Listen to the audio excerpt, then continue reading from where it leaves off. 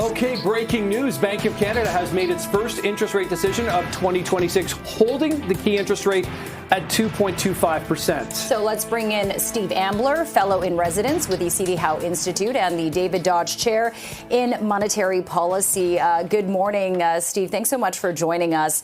This rate was kind of expected to stay put at 2.25%. Why do you think this is the right move for now? Maybe I should ask if you think this is the right move right now.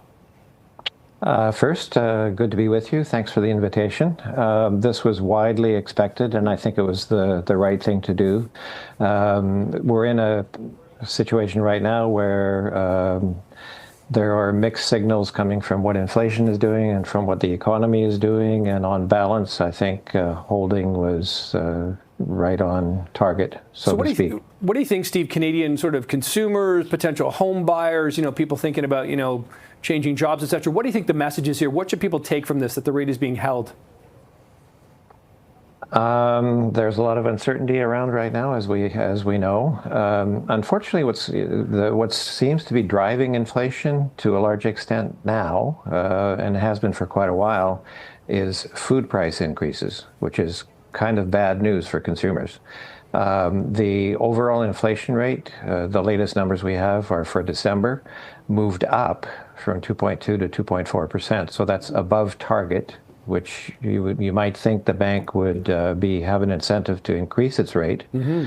But unemployment has increased, and GDP growth in the third quarter was negative, and it looks like so we won't know until February what the fourth quarter looks like exactly, but it's looking to be sluggish. So without the food price increase, the inflation rate minus food was actually 1.8%. So that's below target. Yeah.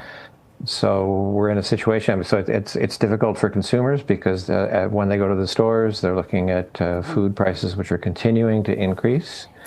But if the bank were to address that directly, it would have to basically have a restrictive monetary policy that would basically push down GDP growth, probably push up on unemployment, and push down the rate of inflation for things other than food to well below target. Yeah. Mm-hmm. Yeah. So we know that food is really driving inflation right now. And there are several factors that are influencing that, some that are more fixed and some that are kind of temporary in terms of climate change and all that. But what about the carbon price? And looking long term, how is this something that could really affect inflation? Yes, well, that's the carbon tax is going up from $95 a ton to $110 this year, and I think it's slated to go up $15 every year until 2030. And this will have an effect on prices overall, but specifically on food prices.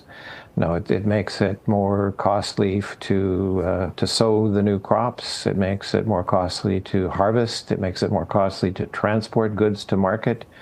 It even makes it more costly to store things and sell things on the shelves in supermarkets. Yeah.